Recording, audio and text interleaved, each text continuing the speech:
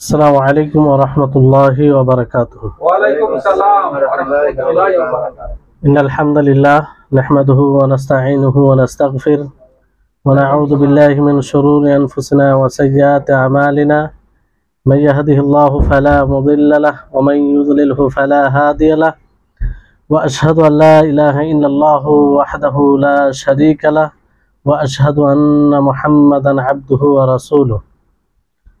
আম্মা বা'দ। रब्बि इश्रह ली सदरी वयस्सिर ली अमरी वहलुल उक़दतम मिन लिसानी यफ़क़हू क़ौली रब्बि ज़िदनी इल्मा। अल्लाहुम्मा इन्नी अस्अलुका इल्मन नाफ़िआ व रिज़क़न तय्यिबा व अमलन मुतक़ब्बला।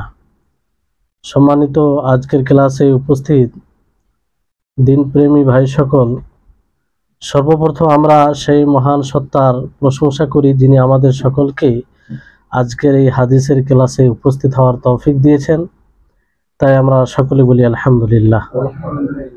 তারপরে আমাদের সকলের প্রাণপ্রিয় নবী করিম মুহাম্মদ মুস্তাফা সাল্লাল্লাহু আলাইহি ওয়াসাল্লাম, ওনার উপরে অসংখ্য শান্তির ধারা বর্ষিত হোক, যিনি আমাদের সকল কাজে সকল বিষয়ে গাইড করে গিয়েছেন যাতে আমরা সুশৃঙ্খলভাবে মানুষের মাঝে বসবাস করতে পারি, এক অপরের সাথে মিল মোহাব্বত ভালোবাসার সাথে। সেই নবীর উপরে আমরা সকলেই দরুদ পাঠ করি, আমরা বলি আল্লাহুম্মা সাল্লি আলাইহি আল্লাহুম্মা বারিক আলাইহি। আপনারা জানেন যে শনিবার হাদিসের দার্স হয়। আজকে একটি ছোট্ট হাদিসের দার্স হবে। আশা করি আপনারা হাদিসটি খুব সহজে মুখস্থ করতে পারবেন আর কোনো অসুবিধা হবে না। মাত্র কয়েকটি শব্দ আছে, আর হাদিসটি প্রায় সকলকেই বোঝা উচিত। যে কারণে আমাদের সমাজে বিশৃঙ্খলা দেখা দেয়, অশালীন ভাষা ব্যবহার হয়, সেই কারণ যদি এই হাদিসের উপরে আমরা আমল করি তো ইনশাআল্লাহ এগুলো কিছুই দেখা দেবে না। হাদিসটি হচ্ছে عن عائشة رضي الله تعالى عنها عن النبي صلى الله عليه وسلم قال إن أبغض الرجال إلى الله الألد الخصب। একদম ছোট্ট হাদিস। আয়েশা রাদিয়াল্লাহু তাআলা আনহা থেকে বর্ণিত, তিনি নবী করিম মুহাম্মদ সাল্লাল্লাহু আলাইহি সাল্লাম থেকে বর্ণনা করছেন, নবী সাল্লাল্লাহু আলাইহি সাল্লাম বলেন, ইন্না আবগাদার রিজালি, যে মানুষের মধ্যে সর্বনিকৃষ্ট, আবগাজ মানে সর্বনিকৃষ্ট, আর রিজাল মানুষের মাঝে, ইলাল্লাহি আল্লাহর নিকটে, আল আলাদুল খাসিম যে প্রবল প্রচুর ঝগড়াটে, খুব বেশি বেশি ঝগড়া করে, বিতর্ক করে, তর্ক করে, সে মানুষের মাঝে সর্বনিকৃষ্ট কার নিকটে? আল্লাহ তাবারক ওয়া তাআলার নিকটে। তো এই হাদিসটি যদিও ছোট্ট হয়, এই হাদিসে অনেক অর্থ নিহিত আছে। সর্বোপরি এখানে বলা হয়েছে যে মানুষের মাঝে সর্বনিকৃষ্ট, তার মানে কি মহিলারা এই হাদিসের অন্তর্ভুক্ত নয়? হ্যাঁ, সবাই। কিন্তু মানুষের কথা কেন বলা হয়েছে? রিজাল কেন বলা হয়েছে? নিসা তো আল্লাহ নবী ইচ্ছা করলে নিসা বলতেন, কিংবা এইভাবে ইন আবগাযার রিজালি ওয়ান নিসাই, যে মানুষের এবং মহিলার মাঝে সর্বনিকৃষ্ট আল্লাহর নিকটে। কিন্তু এখানে শুধু মানুষের মাঝে, তার মানে ঝগড়া বিতর্ক একমাত্র কি পুরুষরাই করে? মহিলারা করে না? মহিলারা করে। আসলে মানুষ এই ঝগড়াতে মজবুত কারা হয় বেশি? পুরুষরা। ঝগড়া যখন একদম প্রবল ঝগড়া হয়, সেটা তীব্র আকারে পৌঁছে যায়, আর সেখানে বড় ভূমিকা থাকে কাদের? পুরুষদের। বড় যখন ফিতনা ফাসাদ এগুলো শুরু হয়, বিতর্ক একদম খুব মানে প্রবল আকারে বেড়ে যায়, তো এই জন্য এই রিজাল শব্দ নিয়ে আসা হয়েছে, বুঝতে পারলেন? আর এক কথা যে এটা মানে তাগলিব, মানে বেশিরভাগ এটা হয় যে তাদের মাঝে, মেয়েদের মাঝেও ঝগড়া হয়, কিন্তু মানে পুরুষদের মতো নয়। কিংবা একটা পুরুষদেরকে বলে উভয়কে সামিল করা হয়েছে, অনেক ক্ষেত্রে পুরুষদেরকে সম্বোধন করা হয়েছে, কিন্তু সেখানে পুরুষ মহিলা উভয়কে সামিল করা হয়। বুঝতে পারলেন?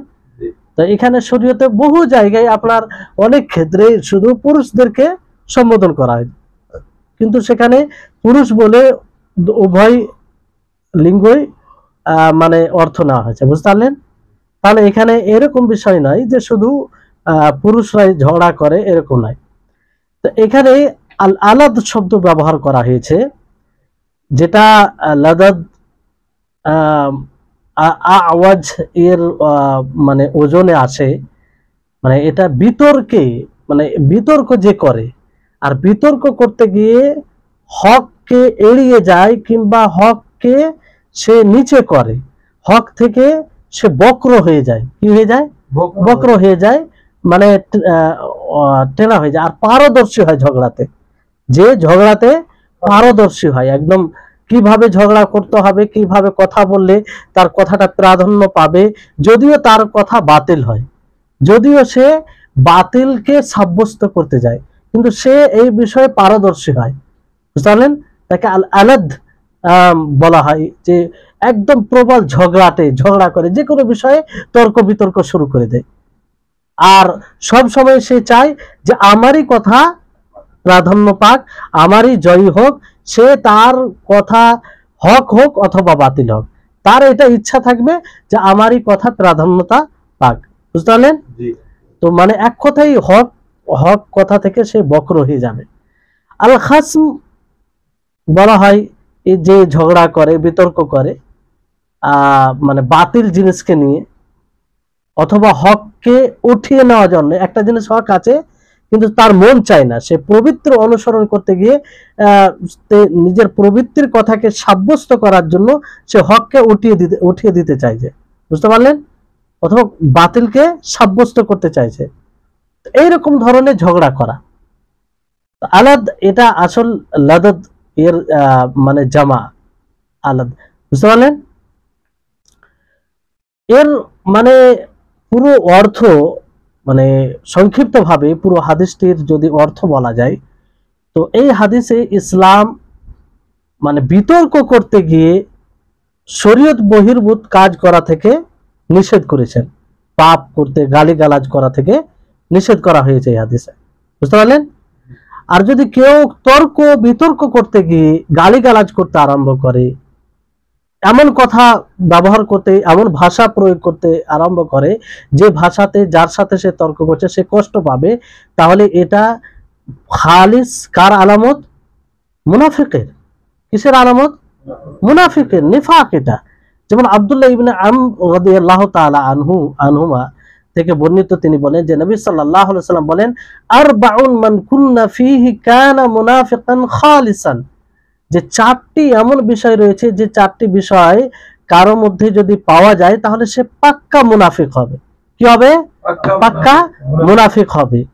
চারটি বিষয় যদি পাওয়া যায় তো পাক্কা মুনাফিক হবে।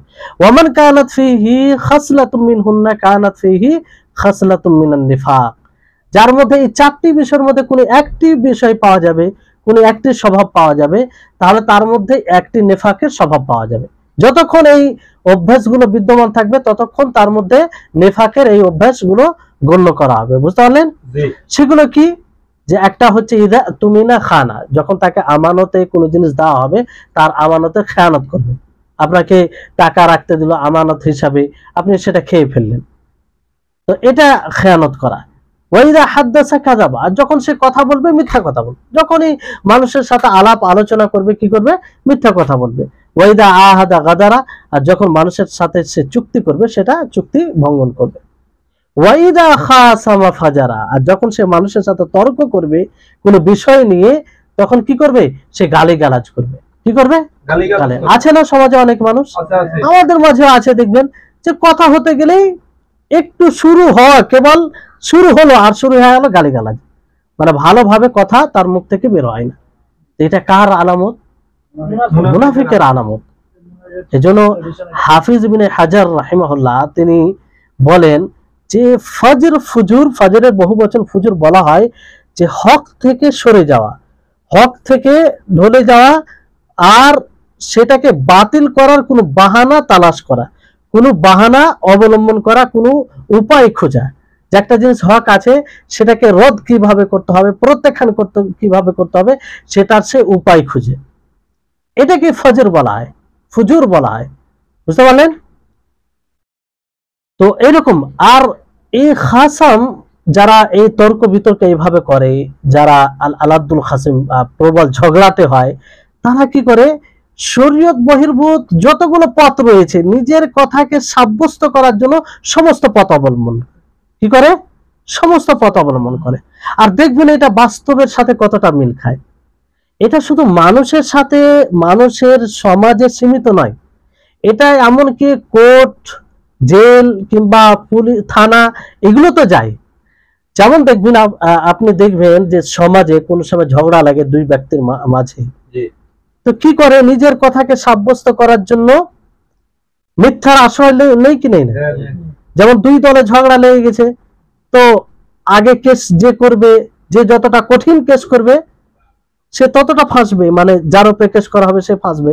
তো কি করে যে ওই সময় বিপক্ষ যে রয়েছে তাকে ফাঁসাবার জন্য জটিল কেস দিয়ে দেয়, অথচ তার বাস্তবতার সাথে কোনো সম্পর্ক নেই। তো এগুলোই তো আসে, রেপ কেস দিয়ে দেয়, অথচ এরকম কোনো রেপ ঘটেনি। এগুলোকে মানুষ কিছু মনে করে না থানাতে, মানে এগুলো ভাবে যে না, আমি সামনে যে আমার বিপক্ষে আছে তাকে দমন করতে হবে, তাকে নিচু করতে হবে, তাকে হয়রান করতে হবে, এইরকম উদ্দেশ্যে সে এগুলো এত বড় মিথ্যা অপবাদ দিয়ে থাকে। বুঝতে পারলেন? তো সমস্ত শরীয়ত বহির্ভূত পথ অবলম্বন করবে নিজেকে জয় করার জন্য, নিজের কথাকে উপরে করার জন্য। বুঝতে পারলেন? এই জন্য আল্লাহ তাবারক ওয়া তাআলা কোরআনুল কারীমে সূরা বাকারা 204 নম্বর আয়াতে বলেন যে ওয়ামিনান নাসি মান ইউজিবুকা কাউলুহু ফিল হায়াতিদ দুনিয়া ওয়া ইউশহিদুল্লাহ আলা মা ফি কলবিহি ওয়া হুয়া আলাদুল হিসাব। যে মানুষের মাঝে কিছু মানুষ আছে দেখবেন যে তাদের কথা আপনাকে অবাক করবে, কি করবে? অবাক করবে এই দুনিয়াবী জীবনে, অথচ তারা আল্লাহকে সাক্ষী বানাবে যা তাদের হৃদয়ে রয়েছে, আর তারা প্রচুর ঝগড়াতে হবে। কি হবে? দেখবেন আপনি সমাজে অনেক মানুষ আছে যে 5 ওয়াক্তের সালাত পড়ে, কি করে? 5 ওয়াক্তের সালাত পড়ে, কিন্তু যখন বিতর্ক শুরু হয়ে যায় তখন এই গালিগালাজ শুরু হয়ে যায়, গালিগালাজ শুরু হয়ে যায়। মানে এমন ভাষায় কথা বলে যে ভাষায় কথা বলা তার জন্য মানে মোটেই কাম্য নয়। বুঝতে পারলেন? এই ধরনের লোক পাওয়া যাবে। এই জন্য নবী করিম মুহাম্মদ সাল্লাল্লাহু আলাইহি ওয়াসাল্লাম কি বলেন যে ইন্না আবগাদার রিজালি ইলাল্লাহি আলাদুল খাসিম, যে মানুষের মাঝে সবচেয়ে নিকৃষ্ট ব্যক্তি আল্লাহর নিকটে সে কে? যে প্রচুর ঝগড়াতে হয়, প্রবল ঝগড়া করে, নিজের কথাকেই প্রাধান্য করার চেষ্টা করে। বুঝতে পারলেন? এবার আসুন যে এই যে ঝগড়া বিতর্ক করতে গিয়ে, বিতর্ক হওয়াটা স্বাভাবিক, হতেই পারে, কোনো বিষয় নিয়ে বিতর্ক হতেই পারে, কিন্তু এইভাবে বিতর্ক করা, বিতর্ক যখন শুরু হবে, গালিগালাজ করা, উত্তেজিত হয়ে যাওয়া, এটা অনেক ক্ষতির দিকে পৌঁছায়, অনেক ক্ষতির দিকে পৌঁছায়। বুঝতে পারলেন? 1 নম্বর ক্ষতি হচ্ছে যে এই বিতর্ক থেকে হাসাদ, হিংসা সৃষ্টি হয়। কি সৃষ্টি হয়? হিংসা এবং এক অপরের প্রতি ঘৃণা। যখনই মানুষ কি করে, তর্ক করে, বিতর্ক করে, তখন কি তাদের মনের মধ্যে, তাদের হৃদয়ে ভালোবাসা থাকে? আপনি যদি এই ভাইয়ের সাথে তর্ক করেন, একদম জোরালো ভাবে তর্ক করেন আর গালিগালাজ শুরু করে দেন, তাহলে কি ভালোবাসা থাকবে? না, হিংসা বাড়বে, শত্রুতা বাড়বে। বুঝতে পারলেন? এই জন্য আল্লাহ নবী বিশেষভাবে কি বলেছেন যে ইয়াকুম আয-যান ফা ইন্না আয-যান্না আকযাবুল হাদিস ওয়ালা তাজাসসু ওয়ালা তাহাসসু ওয়ালা তানাফাসু ওয়ালা তাহাসাদু ওয়ালা তাবাগাদু ওয়ালা তাদাবারু ওয়া কুনু ইবাদাল্লাহি ইখওয়ানা ওয়ালা ইয়াখতুবুর রাজুলু আলা খিদমাতি আখিহি হাত্তা ইয়ানকিহা আও ইয়াতরুকা। যে আল্লাহ নবী বিশেষভাবে বলেছেন যে না কেউ হিংসা করবে, না কেউ কারো পিছনে পড়ে যাবে, না কেউ কারো গীবত করবে, না কেউ কারো প্রতি শত্রুতা পোষণ করবে, যাতে ভ্রাতৃত্ব বন্ধনে সব বসবাস করে। বুঝতে পারলেন? তো কিন্তু এই ঝগড়া যদি হয়, যেখানে এই জন্য দেখবেন যে যত বেশি ঝগড়াতে হয় তার সাথে মানুষের সম্পর্ক ততই খারাপ হয়। আপনি দেখবেন সমাজে মিলিয়ে নেবেন, যে যত ঝগড়াটা বেশি তর্ক করে, ওর অনেক মানুষের সাথে বলবেন ভাই অমুক ভাইয়ের কাজ চলে না, না আমি ওনার সাথে কথা বলি না, কেন? ওনার সাথে তর্ক হয়ে গেছে। মানে অভ্যাস থাকে যে কোনো বিষয়, এটা ছোট্ট বিষয়কে বড় করে দেয়। এটা ছোট বিষয় যেটা সহ্য করলেই হয়, কিন্তু না করবে না, সেখানে তর্ক করে বিষয়টাকে বড় করে তার সাথে মনোমালিন্য, তার সাথে সম্পর্ক খারাপ, তার প্রতি শত্রুতা, এরকম শুরু হয়ে যায়। এগুলো গাঁও গ্রামে বেশি পাওয়া যায়, গ্রাম্য অঞ্চলে বেশি পাওয়া যায়, বুঝতে পারলেন? তারপরে সম্পর্ক বিচ্ছিন্নতা এটাও তৈরি হয়, বুঝতে পারলেন? কেউ ঝগড়া করলে, বিতর্ক করলে এইভাবে সম্পর্ক বজায় থাকবে? কোন সময় সম্পর্ক বজায় থাকবে না। তো এটা একটা ক্ষতি। তৃতীয় যেটা একটা ক্ষতি, যে দেখবেন বেশি ঝগড়াতে হয়, বিতর্ক করে, তার মধ্যে অহংকার, তাকাব্বুর, ঘমন্ড এগুলো পাওয়া যায় কি যায় না? দেখবেন সে নিজেকে সবসময় ভাবে যে আমি যেটা কথা বলি সেটাই সঠিক, কারো কথা আমার কথার উপরে হতে পারে না, কিংবা আমি যেটা মত রাখি, আমি যেটা বুঝি সেটাই বুঝ।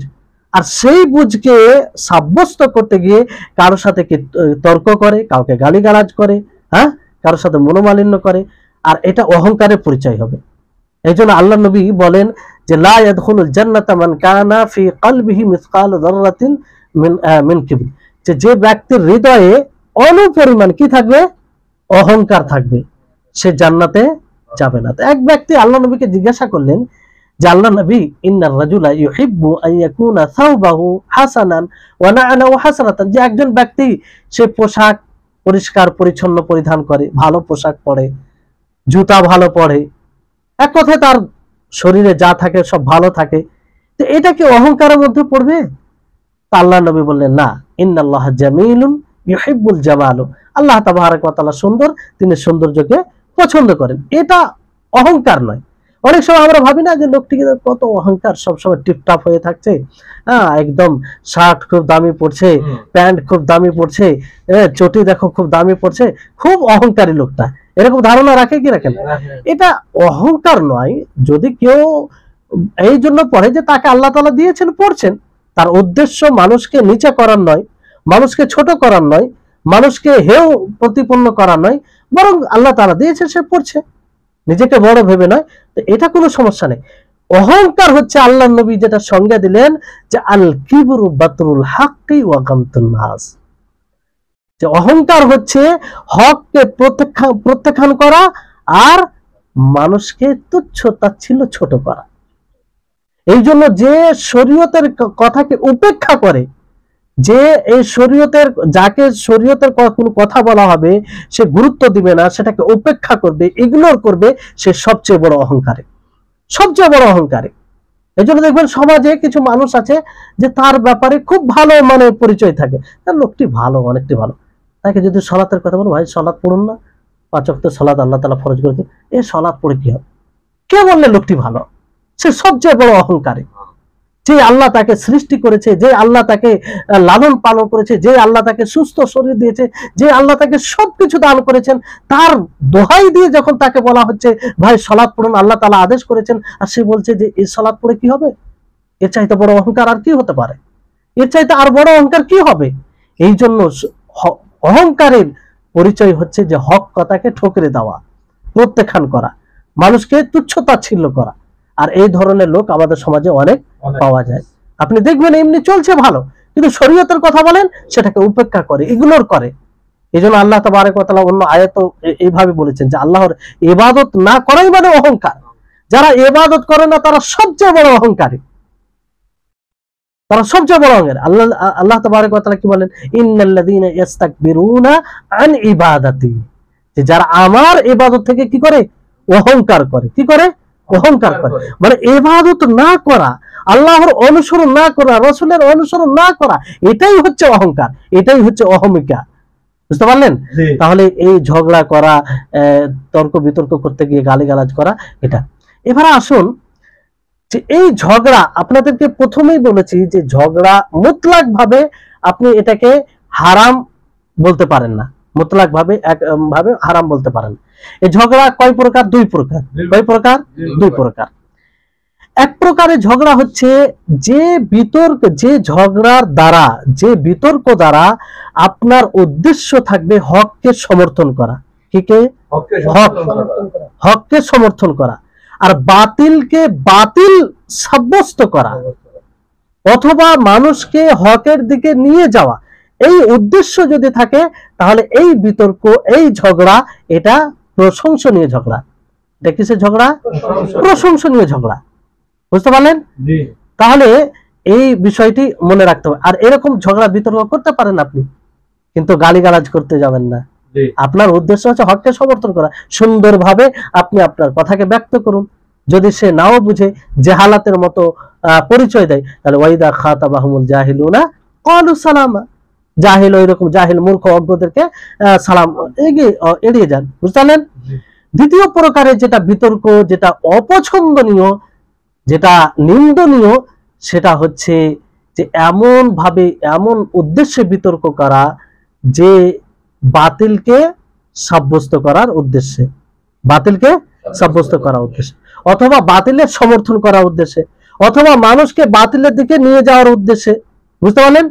কিংবা অহংকার, অহমিকা প্রকাশ করার জন্য যে আমার কথাই সঠিক, এই উদ্দেশ্যে কেউ যদি বিতর্ক করে। এই ধরনের মানুষ আছে কি নেই? অনেক মানুষ আছে, দেখবেন যে অযথা একটা সামান্য বিষয় নিয়ে, শুধু বিষয়টা এটা যে সে যদি একটু চুপ থেকে যায় তো হয়তো আর তার কথাটা উপরে থাকলো না, কোনো তাতে লাভ নাই, কিন্তু না, সেটার জন্য সে তর্ক করবে, সেটার জন্য কাউকে হেয় প্রতিপন্ন করবে, সেটার জন্য সে কাউকে গালি দিবে, সেটার জন্য সে তার বিরুদ্ধে ষড়যন্ত্র করবে। কত বড় ক্ষতি এগুলো নিয়ে আসছে। কিসের কারণে? অহংকারের কারণে। বুঝতে পারলেন? আর এই বিতর্ক করতে গিয়ে এই হাদিসটি একটু এগুলো বলার কারণ হচ্ছে যে এগুলো সমাজে পাওয়া যায়। বুঝতে পারলেন? সমাজে এই ধরনের লোক অনেক পাবেন, আমাদের মাঝেও অনেক আছে, দেখবেন যে এই মেজাজের থাকে। আমরাও যদি এই মেজাজের হই তাহলে পরিবর্তন করবেন। হতে পারে মানুষ এক একটা জিনিসে অভ্যস্ত হয়ে যেতে পারে, মেজাজের উপরে, সেটা ছোট থেকে যে মেজাজের উপরে লালন পালন হবে সেটা অভ্যস্ত হয়ে যায়, মানুষ বুঝতে পারে না। তো ওই রকম থাকলে আমাদেরকে এগুলো প্রত্যাখ্যান করতে হবে। এর কিছু কুপ্রভাব আছে, আপনাদেরকে বলি যে এক নম্বর কুপ্রভাব, এগুলো খুব মারাত্মক কুপ্রভাব থাকে, যে ব্যক্তি বেশি বিতর্ক করে সে কিন্তু আস্তে আস্তে হেদায়েতের পথ থেকে দূরে চলে যায়। এর বাস্তব উদাহরণ আপনাদেরকে দেওয়া হবে। আল্লাহ নবী মুহাম্মদ সাল্লাল্লাহু আলাইহি ওয়াসাল্লাম একটি হাদিসে বলেন, মা যাল্লা কওমুন বা'দা হুদান কানু আলাইহি ইল্লা উতুল জাদালা সুম্মা তালা রাসূলুল্লাহ সাল্লাল্লাহু আলাইহি ওয়াসাল্লাম হাদিহিল আয়া মা দারাবুহু লাকা ইল্লা জাদালা বাল হুম কওমুন খাসিমুন। যে কোন কওম, কোন জাতি যখন হেদায়েত পাওয়ার পরে পথভ্রষ্ট হয়, কি হয়? পথভ্রষ্ট হয়। সেটা কিসের কারণে হয়? বিতর্ক করার কারণে, অযথা বিতর্ক করার কারণে, ঝগড়া করার কারণে। তারপর আল্লাহ নবী মুহাম্মদ সাল্লাল্লাহু আলাইহি ওয়াসাল্লাম এই আয়াতটি তেলাওয়াত করলেন, মা দারাবুহু লাকা ইল্লা জাদালা বাল হুম কওমুন খাসিমুন, যে তারা আপনার জন্য উদাহরণ দিচ্ছে, অথচ এটা কেবল তাদের বিতর্ক, আর তারা খুব ঝগড়াটে, তারা খুব ঝগড়া করে। তাহলে এই হাদিস দ্বারা এটা স্পষ্ট যে এই বিতর্ক করার কারণে মানুষ সঠিক হিদায়াত থেকে জলালাতে চলে আসে। বুঝতে পারলেন? গুমরাহিতে চলে আসেন। এই জন্য দেখবেন যারা বিতর্ক করে তারা হেদায়েতের পথে আসে? বিদআতীরা হেদায়েতের পথে আসে? তাদের হেদায়েতের পথ বন্ধ হয়ে যায়। তারা যে মনে করে যে আমার কথাই, এই জন্য ডিবেট হয়, আজকালকার যে ডিবেট হয়, কজন এই ডিবেটে মানে হেদায়েতের পথে আসে? ডিবেট যে বেশিরভাগ বর্তমান সময়ে বিদআতপন্থীরা করে, তাদের উদ্দেশ্য হচ্ছে যে আমি হারি জিতে আমার কথাই সঠিক হবে, এই জন্য তারা হেদায়েতের পথে আসে না। বারবার ডিবেট করছে কিন্তু ওই একই অবস্থা, কোনো পরিবর্তন নেই তাদের মধ্যে। বুঝতে পারলেন? কেন? এই যে খাসিম, আল আলাদুল খাসিম, এর মধ্যে তারা মানে শীর্ষে আসবে, তারা এই হাদিসের অন্তর্ভুক্ত হবে। যে তাদের নিয়তি হচ্ছে যে তাদের কথাই প্রাধান্য, নিরপেক্ষভাবে বিষয়টিকে দেখে না, যে যেটা হকের কাছাকাছি হবে সেটাই গ্রহণ করবে। বুঝতে পারলেন? তারপরে দ্বিতীয় কুপ্রভাব হচ্ছে যে এতে ঈমান দুর্বল হয়। কি দুর্বল হয়? ঈমান দুর্বল হয়। যে যতটা তর্ক বিতর্ক করে ততটা তার ঈমান দূর হয়। এই বিতর্কের কারণে মানুষের মাঝে ফাসাদ সৃষ্টি হয়। কি সৃষ্টি হয়? ফাসাদ। দুই ব্যক্তির মধ্যে, দুই দলের মধ্যে, দুই গ্রামের মধ্যে যে বন্ধুত্ব রয়েছে সেটাকে নষ্ট করে, যে তাদের আন্তরিকতা রয়েছে সেটাকে নষ্ট করে, তাদের যে মানে অটুট একটা বন্ধন বাঁধন রয়েছে সম্পর্কের সেটাকে নষ্ট করে। কিসে? এই অযথা তর্ক বিতর্ক। বুঝতে পারলেন? যেটা জিদাল মাজমুম, নিন্দনীয় যেটা তর্ক বিতর্ক, বাতিলের জন্য, বাতিলকে উঁচা করার জন্য। বুঝতে পারলেন? তারপরে এই ঝগড়া, এই বিতর্ক মানুষকে এক অপরকে কাফের করা পর্যন্ত নিয়ে যায়। চাই কি যায় না? তর্ক করতে তো অমুক কাফের। যেমন যারা কবর পূজারী রয়েছে বাংলাদেশে, যারা কবর পূজারী রয়েছে, মানে একদম কবর পূজারী, তারা চরমোনাইকে কাফের বলে। হ্যাঁ, চরমোনাই এদেরকে মানে এইভাবে লাগা আছে এক অপরকে মানে কাফের বলা। যদি এই জায়গায় তারা সুস্থভাবে, সুস্থ মস্তিষ্কে এটা ভাবতো যে কার কথা সঠিক, কোনটা কোরআন হাদিসের নিকটে, কোনটা মানতে গেলে আমরা হেদায়েতের পথে থাকবো, তাহলে তারা লাভবান হতো কি হতো না? কিন্তু সেটা না করে, না মানে নিজের উপরে যেটা আছে সেটাই সঠিক হবে, এইটাই চেষ্টা করে। বুঝতে পারলেন? তারপরে এই বিতর্কের কারণে শত্রুতা বৃদ্ধি পায়। কি বৃদ্ধি পায়? শত্রুতা বৃদ্ধি পায়, ফাটল সৃষ্টি হয় সমাজের মধ্যে। আর প্রত্যেক সমাজে কিছু লোক আছে দেখবেন যে সে বিতর্ক সৃষ্টি করে। দুই দল যে শান্তি ভাবে থাকে তার শান্তি হয় না, মানে শান্তি দেখে তার শান্তি হবে না, অশান্তি মানে সৃষ্টি করার সে চেষ্টা করবে, এরকম লোক আছে। তারপরে যে এই ধরনের বিতর্ক করে, বেশি বেশি তর্ক করে, অযথা অনর্থক, সে মিথ্যাও কথা বলে, সে বুঝতে পারে না।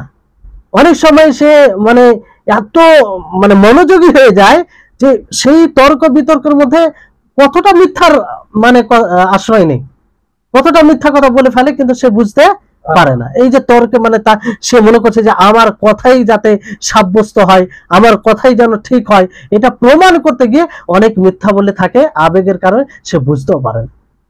এগুলো হয়ে থাকে, আমরা যদি ভাবি তো বুঝতে পারবো। অনেক সময় নিজের দ্বারা তো হয় যে অনেক সময় কোনো কথা উঠলো, হয়তো সামনেওয়ালা যেটা বলছে সেটাই সঠিক, কিন্তু আমার মনে বলছে এটা কিভাবে মেনে নেবো, কিংবা না আমারটা সঠিক হবে, কিংবা ছোট হয়ে যাব, তখন সেখানে একদম তুমুল তর্ক শুরু হয়ে গেলো। আর যখনই তুমুল তর্ক শুরু হয়ে গেলো তখন গালিগালাজ, এমন ভাবে কথা বলা যে সামনে যার সাথে তর্ক হচ্ছে তাকে তার কষ্ট হবে, কিংবা মিথ্যার আশ্রয় নেওয়া, এইভাবে। তারপর এই বিতর্কের কারণে হক কথাকে প্রত্যাখ্যান করে, সেটাকে ছুঁড়ে ফেলে দেয়, এরকম হয়। তারপরে এখানে যেহেতু এই বিষয়টি আসছে, তো এখানে আমরা কিছু আদব জেনে নিই। যখনই কারোর সাথে বিতর্ক হবে আমাদেরকে সেই আদবগুলোর খেয়াল রাখতে হবে। কিসের খেয়াল রাখতে হবে? আদবগুলো। কারণ বিতর্ক করা একদম তো হারাম নয়। বিতর্ক করা যেটা এক প্রকার বিতর্ক, সেটা কি বললাম, ওটা তো পছন্দনীয়, প্রশংসনীয়। তো সেই আদবগুলো কি? এক নম্বর আদব হচ্ছে যে আমরা যখনই কোনো বিতর্ক করব, কোনো বিষয় নিয়ে আমরা কথা বলা বলি করব, তখন যেন আমরা এটা মনে রাখি যে আল্লাহর নজরদারি আমাদের উপরে রয়েছে। আল্লাহ তাআলা সবকিছু দেখছেন, আল্লাহ তাআলা সবকিছু শুনছেন, আমি যে এর অন্তরে নিয়ে আছি সেটাও আল্লাহ তাআলা জানছেন। বুঝতে পারলেন? এজন্য আল্লাহ তাবারক ওয়া তাআলা বলেন যে সুম্মা ইন্নাকুম ইয়াউমাল কিয়ামাতি ইনদা রাব্বিকুম তাখতাসিমুন, যে কিয়ামত দিবসে তোমরা তোমাদের রবের নিকটে কি করবে? মুকদ্দমা নিয়ে আসবে, তোমরা বিতর্ক করবে। জুবাইর বলেন, ইয়া রাসূলুল্লাহ আতুকাররিরু আলাইনা আল খুসুমা ইয়াউমাল কিয়ামা, যে কিয়ামত দিবসে আমরা যে দুনিয়াতে এরকম ভাবে তর্ক করে থাকি, এটা কি রিপিট করা হবে? এটা কি রিপিট করা হবে যেটা আমরা দুনিয়াতে করে থাকি? তো তিনি বলেন, হ্যাঁ, এটা রিপিট করা হবে। দুনিয়াতে যে কি উদ্দেশ্যে আমরা তর্ক করেছিলাম, কি উদ্দেশ্যে আমরা তর্ক করি, সেটা সেই কিয়ামত দিবসে স্পষ্ট হবে। এই জন্য সাবধান। এই জন্য তারপরে তিনি বলে ইন্নাল আমরা ইদান লাশাদীদ, তাহলে বিষয়টি তো অনেক ভয়ঙ্কর, অনেক কঠিন। আমরা তর্ক করতে গিয়ে এটা ভাবি না যে তর্ক করলাম, জি না, আমরা কি নিয়ে তো তর্ক করলাম, কিসের উদ্দেশ্যে তর্ক করলাম, এটা উপস্থাপন করা হবে কবে? কিয়ামত দিবসে সকলের সামনে। তারপরে তর্ক করতে গিয়ে আমাদেরকে সর্বোপরি মনে রাখতে হবে, যে বিষয়ে আমরা তর্ক করি না কেন, যে বিষয়ে আমরা মোকদ্দমা লড়ি না কেন, সেই বিষয়ে যদি কোরআন হাদিস থেকে কোনো সিদ্ধান্ত চলে আসে তাহলে সেটাকে মাথা নত করে মেনে নিতে হবে।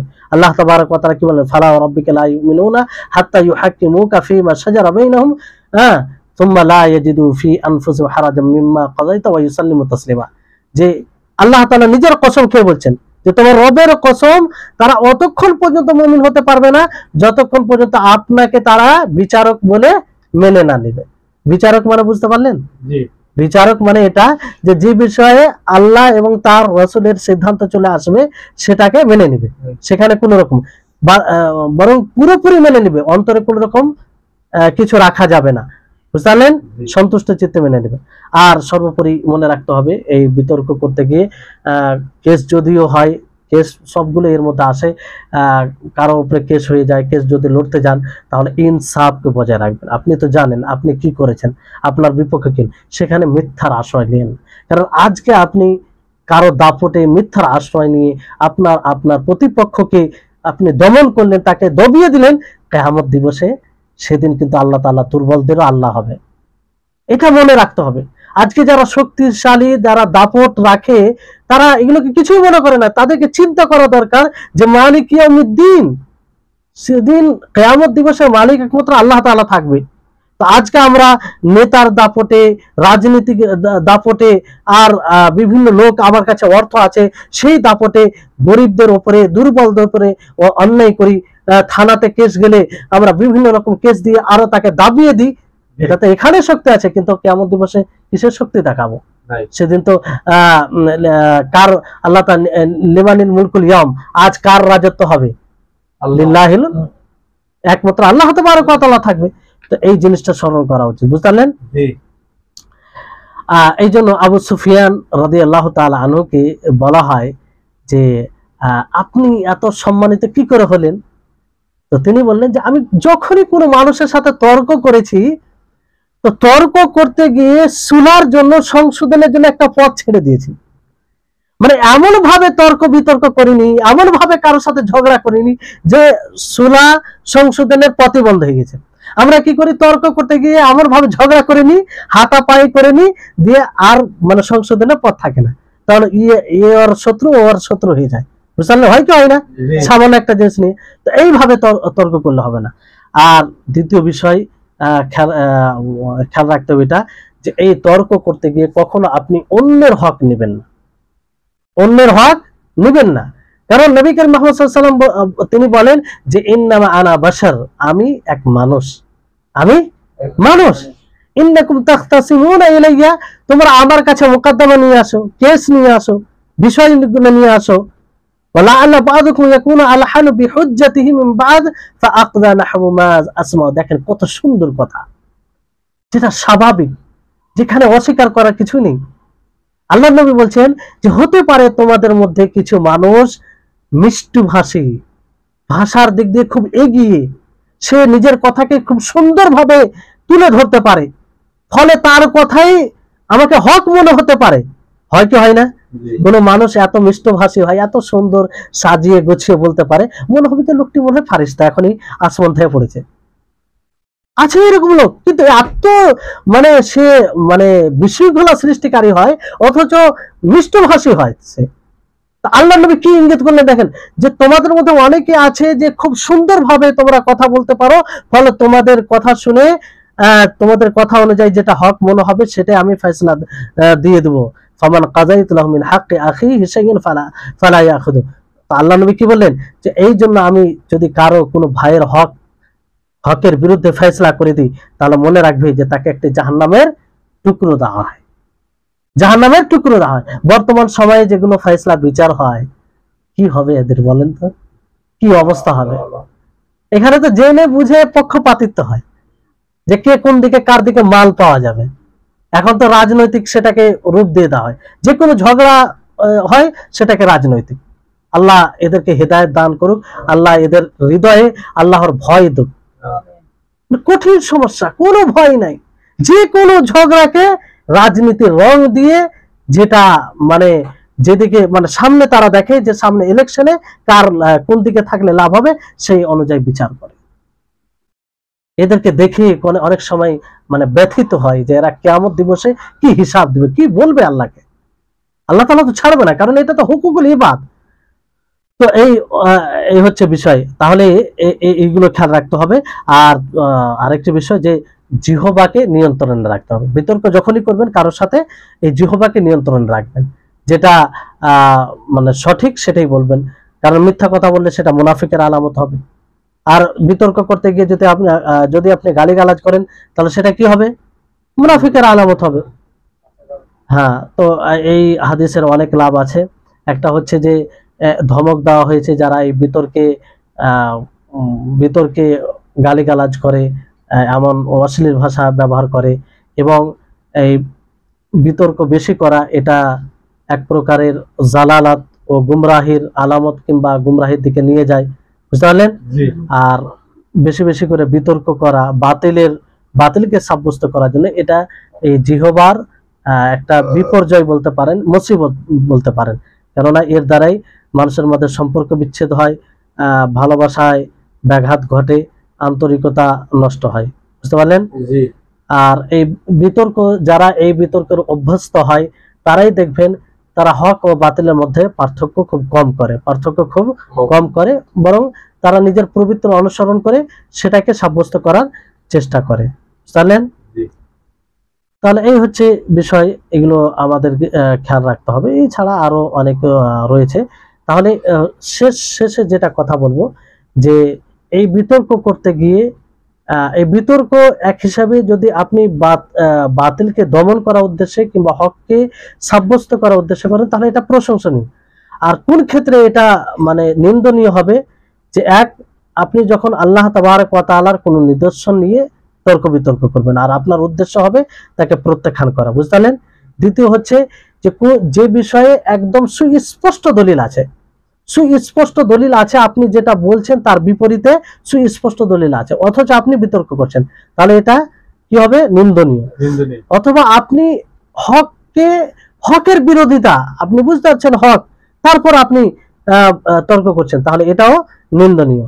অথবা আপনি বাতিলকে সাব্যস্ত এবং হককে দূর করার জন্য করছেন, কিংবা বিনা দলিলে আপনি ঝগড়া করছেন, কোনো দলিল না, কোনো দলিল নাই, না কোনো জ্ঞান আছে, আপনি তর্ক করছেন, শুধু তর্ক করছেন, তাহলে এটা নিন্দনীয় এবং এটা এর পরিণাম ভালো নেই। বুঝলেন? তাহলে এই বিষয়গুলো খেয়াল রাখতে হবে। আল্লাহ তাবারক ওয়া তাআলার নিকটে দোয়া করব, আল্লাহ যেন আমাদের সকলকে এই আল্লাহ তাবারক ওয়া তাআলার নিকটে সর্বনিকৃষ্ট হওয়া থেকে আমাদেরকে যেন রক্ষা করে। আমরা যেন আল্লাহর নিকটে সর্বপ্রিয় হই, সর্বনিকৃষ্ট নয়। আল্লাহর কাছে এ থেকে পানা চাইছে আমরা যেন আল্লাহর নিকটে সর্বপ্রিয় হই। সর্বপ্রিয় কখন হব? যখন এর পরিবর্তে আমরা যখনই বিতর্ক করব হককে সাব্যস্ত করার জন্য, বাতিলকে দমন করার জন্য, তাহলে আমরা আল্লাহর নিকটে সর্বপ্রিয় হব। যদি কোনো ব্যক্তি বাতিলকে সাব্যস্ত করার জন্য তর্ক করতে গিয়ে আল্লাহর নিকটে সর্বনিকৃষ্ট হয়, তাহলে বাতিলকে দমন করতে গিয়ে সুষ্ঠুভাবে যদি কেউ তর্ক করে, তাহলে আল্লাহর নিকটে অবশেষে কি হবে? সর্বপ্রিয় হবে। তো এটা হওয়ার চেষ্টা করতে হবে। একটি ছোট্ট হাদিস সকলে মুখস্থ করবেন, আর এই হাদিসটি অনেক আমাদের নিজের জীবনে কাজে আসবে, এবং যারা সমাজে আছে তাদেরকে এই হাদিস দ্বারা বুঝাতে পারে। আল্লাহ তাআলা আমাদের সকলকে যেন এই হাদিসের উপরে, এই হাদিস অনুযায়ী আমল করা তৌফিক দান করেন। আমিন। আর আমরা যেন মিষ্টভাষী হই, আমাদের ভাষা দ্বারা যেন কেউ কষ্ট না পায়, আমাদের কোনো ব্যবহার দ্বারা যেন কেউ কষ্ট না পায়। ওয়া আখির দাওয়ানা আনিল হামদুলিল্লাহি রাব্বিল আলামিন। আসসালামু আলাইকুম ওয়া রাহমাতুল্লাহি ওয়া বারাকাতুহু। ওয়া আলাইকুম আসসালাম ওয়া রাহমাতুল্লাহ।